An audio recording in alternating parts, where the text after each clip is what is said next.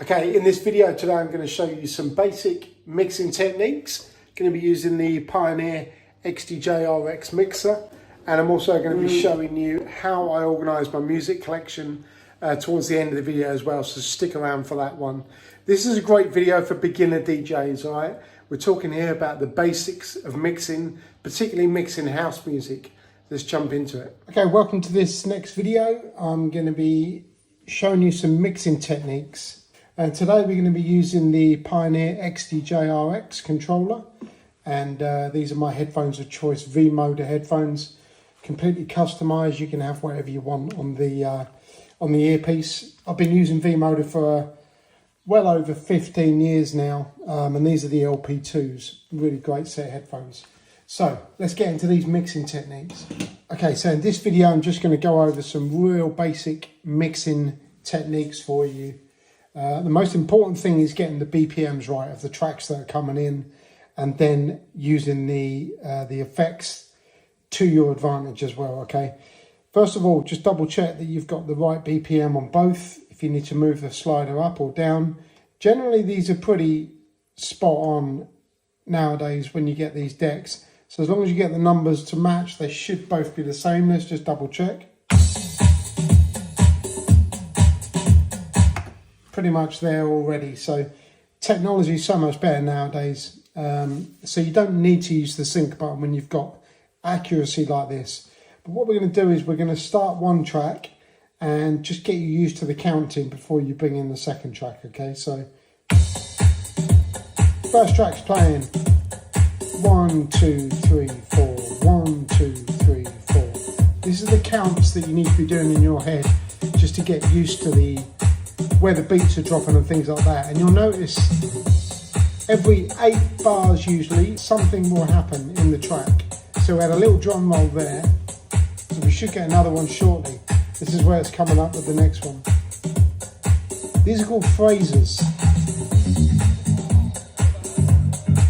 So what that is that something will happen in the track, and that's normally a point where you can bring in and do the mix. So when we get to the end of the track, let's just zoom towards the end. This is what helps you when you come to mixing out of one track and into the other. You're looking for those breaks so you know the point where you can bring the second track in, all right? So keep watching and keep listening. You'll start getting used to it, but you should be counting in your head as well. So there's 1, 2, 3, 4, 5, 6, 7, and on 8 we need to bring in 8. On 9, that's when we bring in the next one. This is called mixing in phrases. So we're right on the phrase.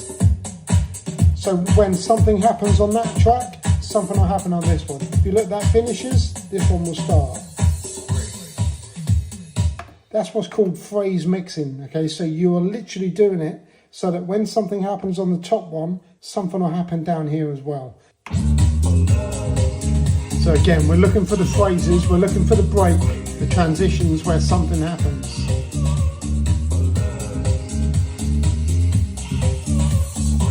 One, 2, 3, 4, 5, 6, 7, 8, and then something will happen. 9. See the way the music changes a bit? So this is 3, 4, 5, 6, 7, 8, and then we bring this one in on 9.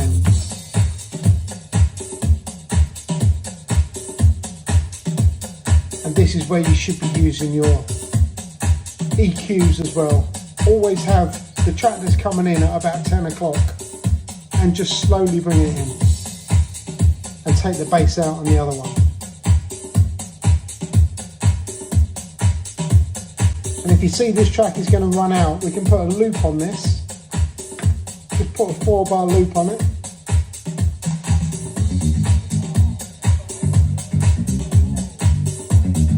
Keep taking more of the bass out, bit the volume down, bass out, volume down.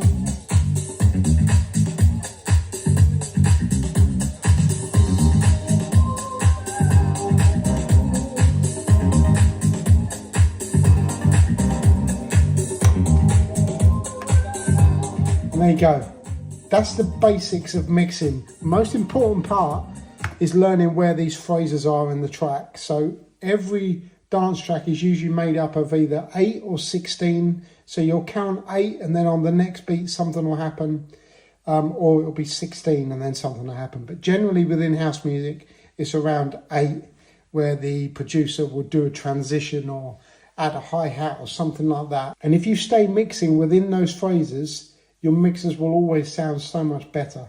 So start thinking about that. Start learning your tracks and counting how many transitions and phases they've all got. Okay, we're going to use a couple of these tracks today. This is Mark Funk and Danny Cruz Hurts, and then also Reva Starr, Love You Till Tomorrow, are the 2 tracks that we're going to use. So let's start on this right hand deck, and we're going to get towards the end of the track. And I want to just make sure you can see the sound waves on the top there.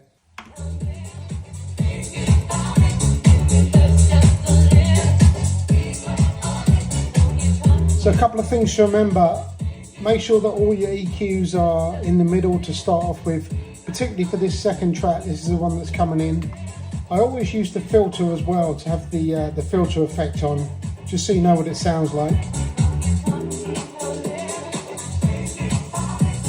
And then down the other way.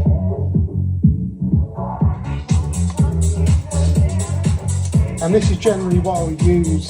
This is generally what I'll use on the track that's coming in. Okay, so always start with your bass off on the track that's coming in. I always put it round to about 10 o'clock. Seems to be about the right place. This red line is the end of a phase in the track, so this is kind of where we're mixing it in. So let me just show you the basic one, just a nice smooth transition from one to the other, okay? Using just the bass off.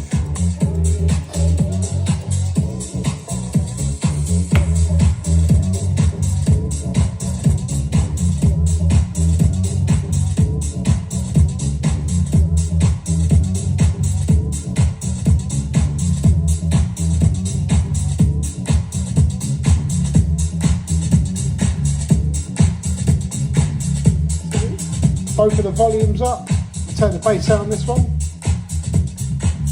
bring the other one in, and as this track is due to finish, we're going to put a loop on it, just to keep that beat going. Otherwise, if you take it off, it's too much of a sharp transition. So just get that loop going, and just slowly bring it down. You can also take off some of the filter,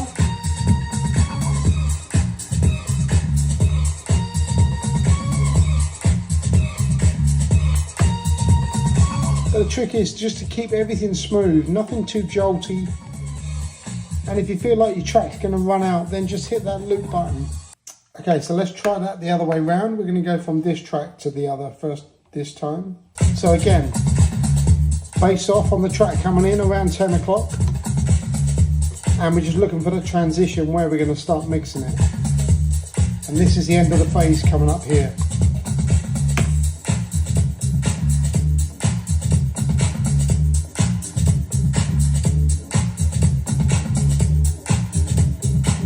Even here, but there's like a filter on this track, so let's give it even more by moving that filter down.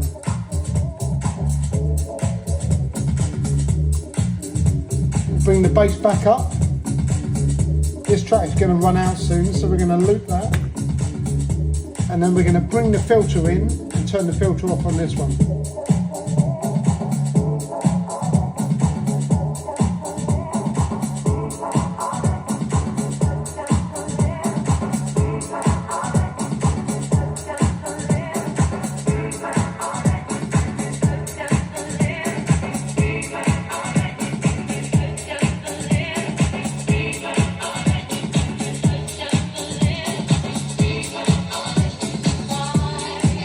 Ready for the break?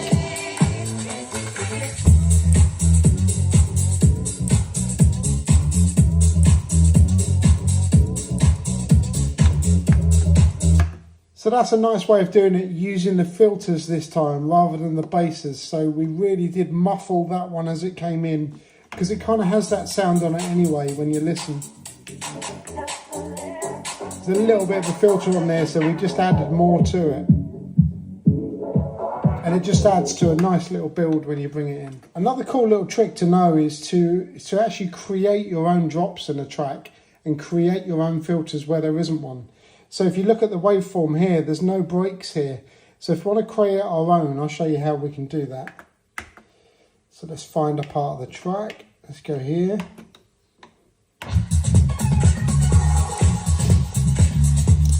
So what we're going to do, we're going to use reverb. So we need to turn that effect on. We also want our filter as well. Make sure that the dial is turned to the right track. And basically we're going to create our own drop. Okay, so here we go.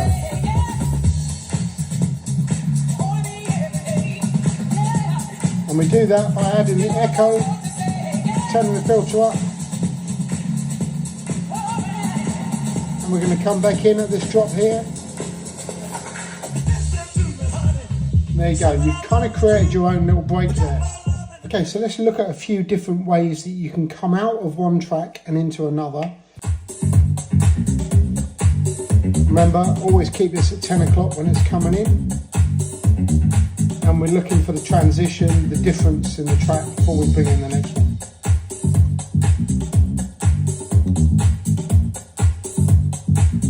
Fader about halfway, 10 o'clock.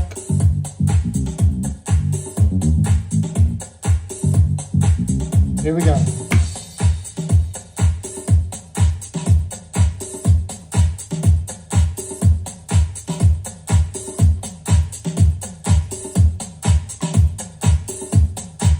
So, bass up on this one, bass down on this one. Bit of the filter off.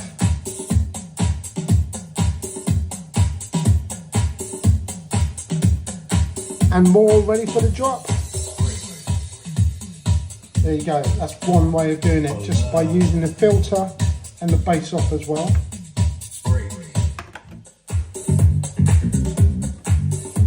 Okay, this time we're going to go with the filter the other way to really muffle the track that's leaving.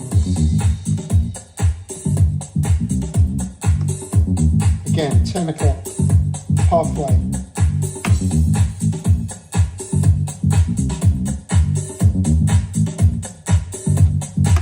Here.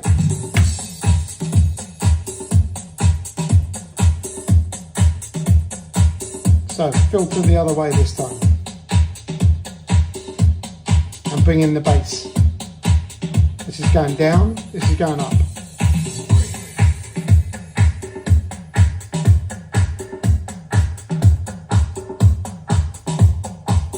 And because it's going to run out, let's put a loop on it.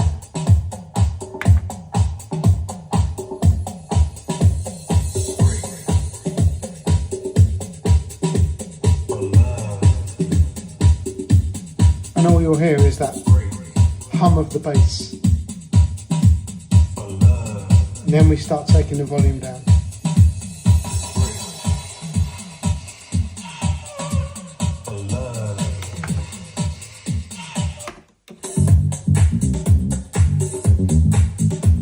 This time we're going to come in on a loop. So we set our loop, 8 bars. We're also going to loop this one.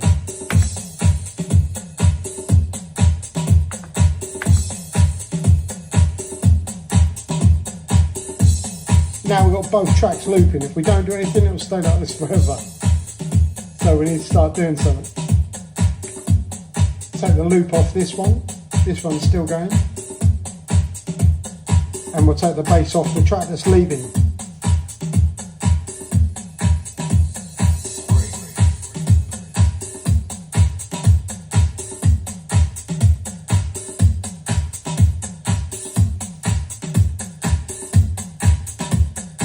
Again, everything's smooth.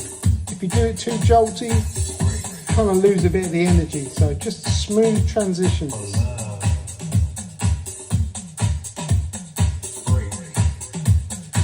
And then some of the filter as well. And then we're going to cut it.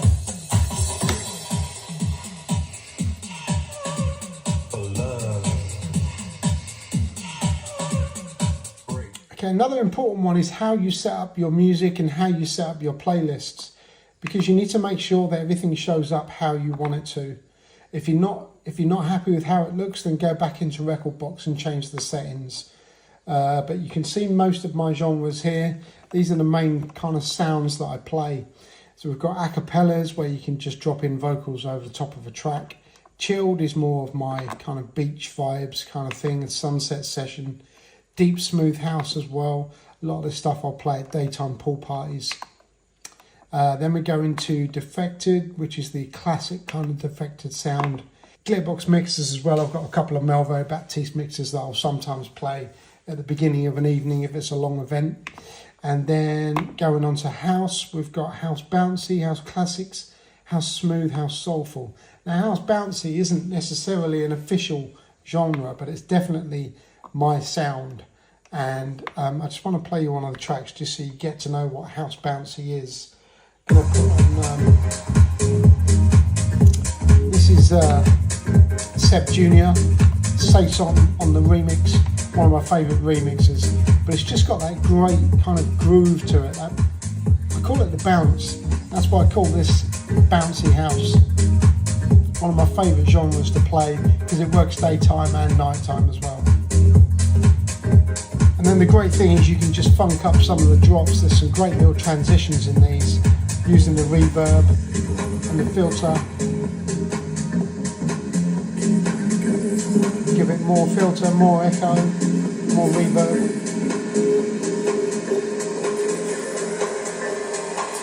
And then bring it back.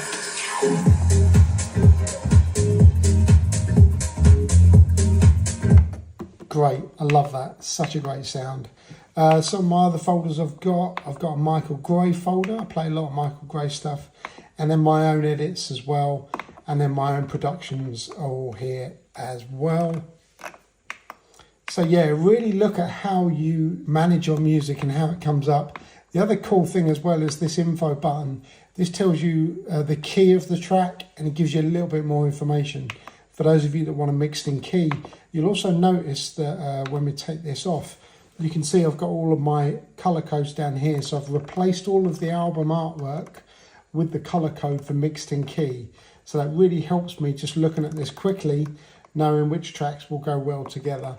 So it's really important that you set this up properly on how you want it to be, how you want it to look and how you DJ, because everybody DJs differently.